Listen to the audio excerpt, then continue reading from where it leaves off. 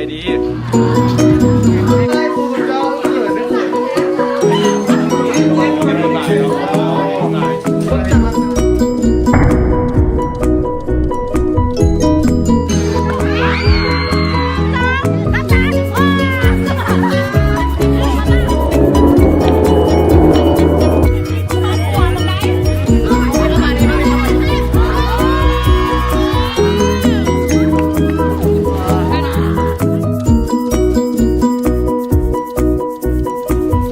ดีค่อยมีซื้อว่าเขาถึงใส่ไข่ยาวงมาจากกิน5สัตว์สบายนี่เนาะ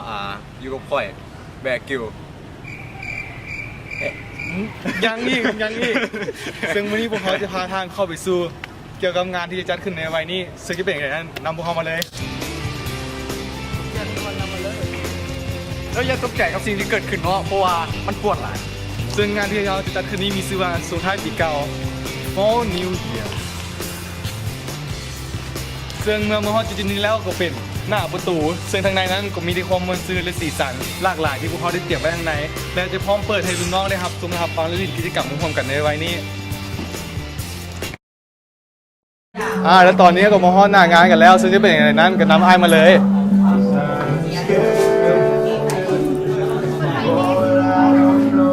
นี่คือของขวัญของพวกเขาจากเกต5เนาะ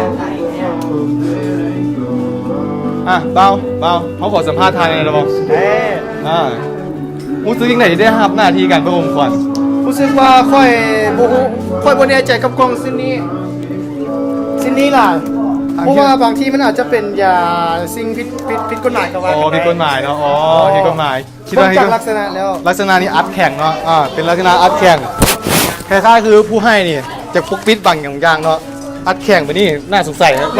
คือการค่อยก็น่าสงสัยต่อไปก็ทีมงานมือภาพเนาะสร้างภาพของพวกเขาแล้วก็พบกันที่เพื่อนนึงกับสร้างภาพของเจน5ไปแล้วตัวแทนก็ได้ตัวแทนขอถามเนี่ยในโครงการนี้ท่านได้ทำหน้าที่อย่างnothing เนาะบุ้ยอย่างเลยบุ้ยอย่างเลยโอ้ยังมือซื้อคำตอบที่แบบนั่งมือซื้อเนาะเขินสภาพน้ำกูได้หว่ามีคนมาขอถามเลยเด้อจันได้ตัวมึงมีปัญหาคิดว่าความภาคของปีนี้เป็นยังไงโอ้ยราบรื่นไปด้วยดีมันไม่ยังสิป่าปึ้มใจแล้วฉันขอถามต่อไปเลยนะคิดว่าปี 2018 นี้จะได้เจอเนื้อคู่หรือบอเนื้อคู่โอ้ยปุญญาไปซื้อเนื้อตลาดมาคุยกันหรือว่าใครคุยกับเจ้ากันได้ว้าวคุยกับเจ้าเกิดต่อเขาจะไปต่อกันเลยเขียนซึ่งนี่ก็เป็นสาวโรงงานของพวกเขาเนาะสาวโรงงานเป็นสาวโรงงานแล้วสาวตัดยิบโบแมนขอสัมภาษณ์ได้เบาขอสัมภาษณ์เนี่ยอาหารปินกล้องด้วยปินกล้องทานได้ทำหน้าที่อย่างจากจุดนี้ก็ได้เฮ็ดอันนี้แหละเฮ็ดเฮ็ดปุ่มเป้าเนาะเฮ็ดตัวปุ่มเป้าเตี้ยไม่ได้เฮ็ดอันอื่นนะเฮ็ดพิธีก่อนแหละพิธีก่อนพิธีก่อนต่อไปเลยขอตัวแทนได้บ่ขอตั้งคำถามให้เอาไปก่อนล่ะเอาไปก่อนก็ได้คิดว่าไผ่งามกุนมูเด็กที่ได้แล้วจ้ะของงานต้องสัมภาษณ์ก่อนทานได้หวังอย่างจากงานนี่บ่คาดหวังว่าน่าจะได้ของขวัญเนาะน่าจะได้ของขวัญจะบอกว่าคันผู้ใดที่มาว่าเห็นนะพูดว่ามันเมื่อยสักหน่อยแต่แบบอยากจะบอกว่าคนหน้าหักคนที่หน้านักที่หน้าหักได้เลยเนาะคือว่าโครงการนี้งานให้ทุ่มเทหลายเนาะทั้งแฮงกายและแฮงใจใส่ยังเต็มที่ซึ่งคนต่อไปขอถามได้บ่ถามเลยถามเรื่องส่วนตัวได้บ่เรื่องส่วนตัวบ่ได้เนาะถามเรื่องส่วนตัวบ่ได้เนาะเรื่องส่วนตัวบ่ได้จ้างกับพานไปเลยผู้บ่าวขอสัมภาษณ์ได้บ่ท่านเห็นอย่างเนาะเป็นหน้าที่ผู้ปั๊มลมหน้าที่ผู้ปั๊มลมเนาะปั๊มลมนอกจากปั๊มลมมีอย่างอีกบ่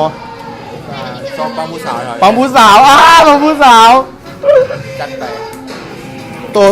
เห็นหน้าที่อย่างตัวเป็นคนจับปุ่มเป้าเนาะจับปุ่มเป้าสู้จับปุ่มเป้าสู้สู้ตัวเองนะสู้ตัวเองนอกจากนี้มีอย่างบ่บวมลมได้เนี่ยนี่จุดนี้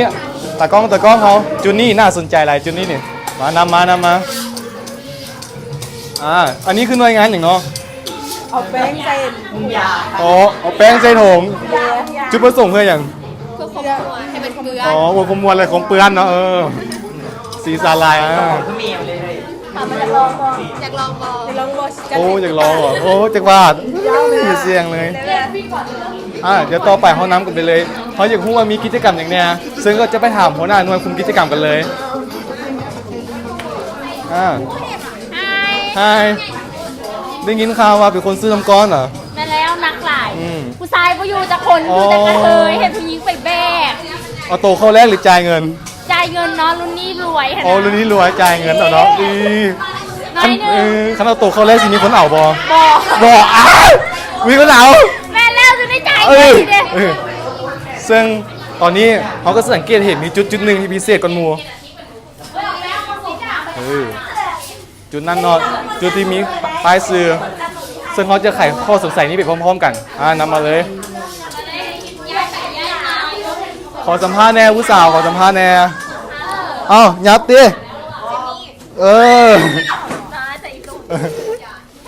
ขอถามเลยโครงการนี้พานได้ทำหน้าที่อย่างบูฮูตอบยังมั่นใจ เห็นนาทีอยู่ละละ ยูราลาอ๋อคือกับคนแรกของพวกเขาเลยเนาะยูราลาคือกัน คนไร้ค่ะ โอ้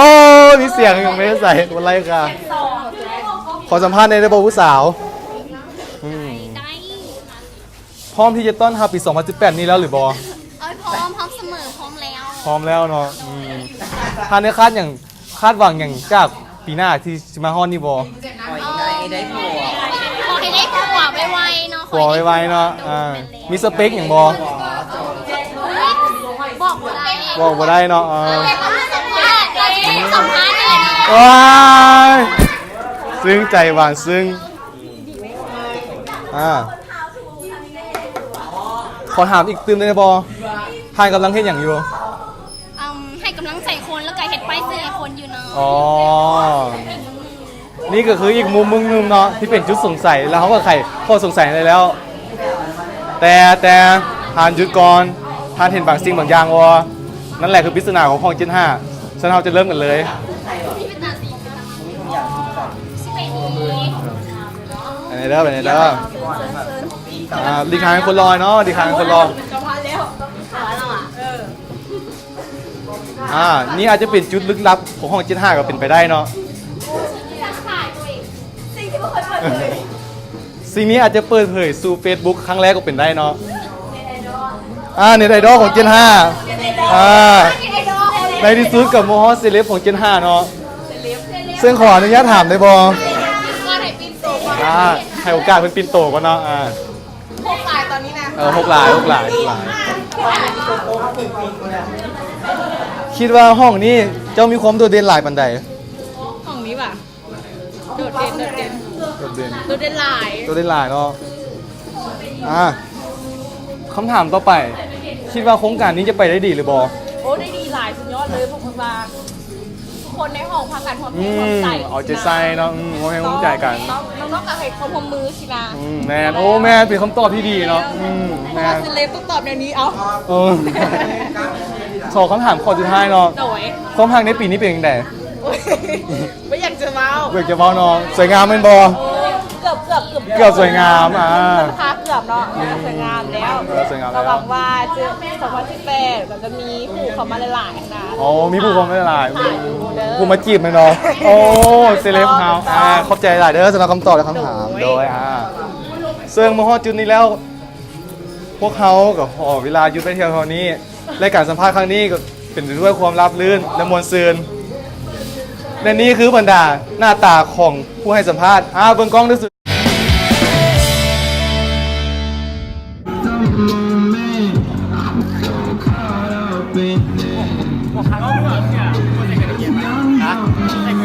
บอกกูตั้งอยากใส่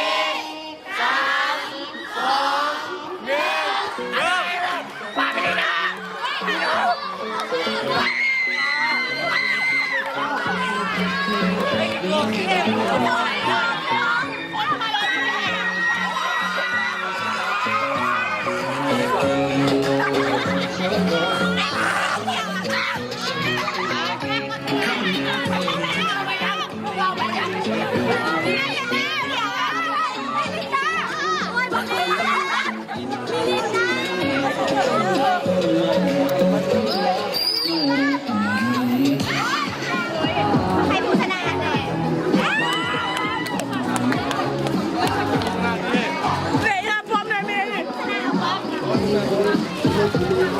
เธอจะนาถึงเสือได้บ่ เอาไปทางกันได้ไหมน้องอันนี้ได้ไหมเอาว้าวนี่เงินแม่เอาวงเป่านี่เฮกันเลยได้ดิใช่ไหมไม่ถ่ายเนาะไม่รอดีกว่าอันนี้น้องไปน้องไปเอาเต็มที่นะเต็มที่ทุกครอบครัวมึงได้เข้ามานี่มาเข้ามา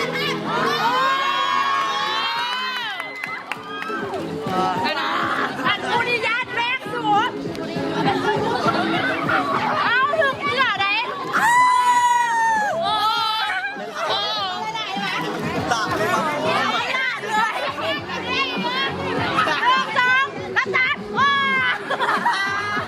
มาโซ่กับเราเอามันไม่ได้เอามันไม่ได้เดี๋ยวกูพอแบกมันไม่ได้กูต้อง